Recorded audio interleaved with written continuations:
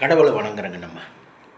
கடவுளை வணங்கும் போதுங்க, நீங்கள் 30 வருஷம் கடவுளை வணங்கினாலும் சரி, பெரிய பட்டை போட்டாலும் சரி, சந்தனம் வச்சுட்டாலும் சரி, எண்ணெய் வச்சுட்டாலும் சரி, 30 வருஷம் நீங்கள் கடவுள் வாங்கினாலும் உங்களுக்கு சூட்சமாக சந்தோஷமாகவே இருக்க முடியாதுங்க.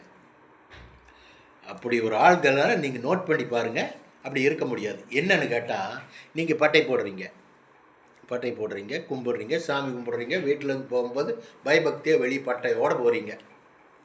போகும்போது பாவக்காரியங்கள் நீங்கள் நிறைய செஞ்சு பணத்தை சேர்த்துறீங்க.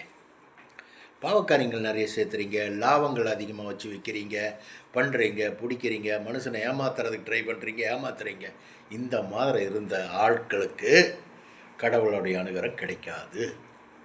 லட்சுமி கடாட்சம் உள்ளுக்குள்ளே வராது. பணம் சேருங்க, பணத்தை நீங்கள் சேர்த்துலாம தவிர நிம்மதி கொண்டு வர முடியாது.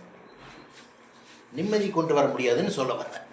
என்னங்க, நிம்மதி கொண்டு வர முடியாது, நிம்மதி உங்களுக்கு கிடைக்காது.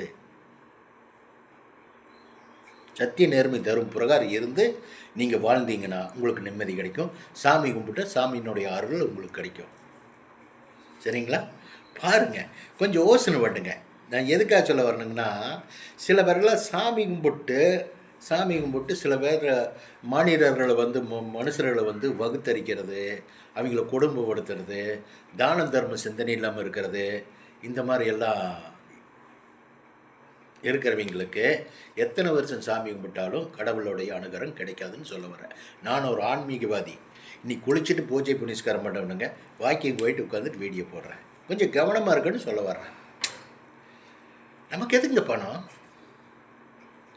ஏமாற்றி எல்லாம் சம்பாதிக்கிற காசு ஏமாத்தினால எதுக்கு? வச்சுட்டுங்களா? பாய்.